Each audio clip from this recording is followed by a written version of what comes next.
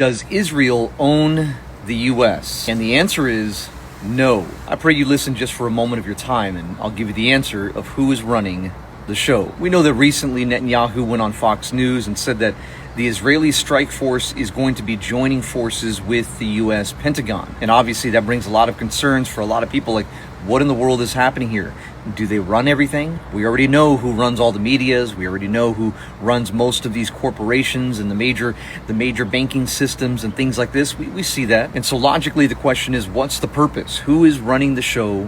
Why are they running the show? Is it really just about greed, money, power, and control? And keep in mind, I'm talking about the people at the very, very top, the ones who are pulling the strings, the puppeteers of this world. These are the nameless and the faceless, the 13 bloodlines that go back to a very, very ancient world. Because despite what a lot of people believe, they think that it's one country that's responsible for all of this evil, and somehow the U.S. is completely innocent. And that leads to the next question: who's the good guys and who's the bad guys? And the answer that nobody wants to come to terms with, the reality of our world, is that every flag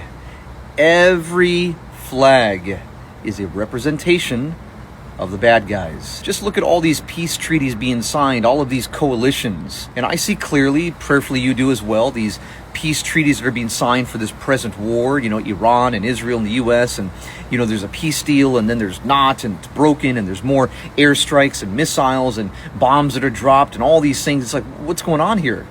Because the world is a stage. You see, the real evil is being done behind closed doors, behind closed curtains, in high places, in leather chairs, with a flick of a pen, and it is much darker than just about money. Because as the Bible very clearly says, for the love of money is the root of all evil. And as a side note, anyone who reads a translation different than that, my friend, you are reading from a bad translation. If you and I look carefully at everything that is wrong in this world, every single evil, from the small things to the big things, you will always find the handprint of humanity and money attached to it. The answer, the very clear reason of what all of this is about, my friend, of who's actually running the show, which country owns which country, my friend, the Bible is very clear that Satan is the little g god of this world, and he has blinded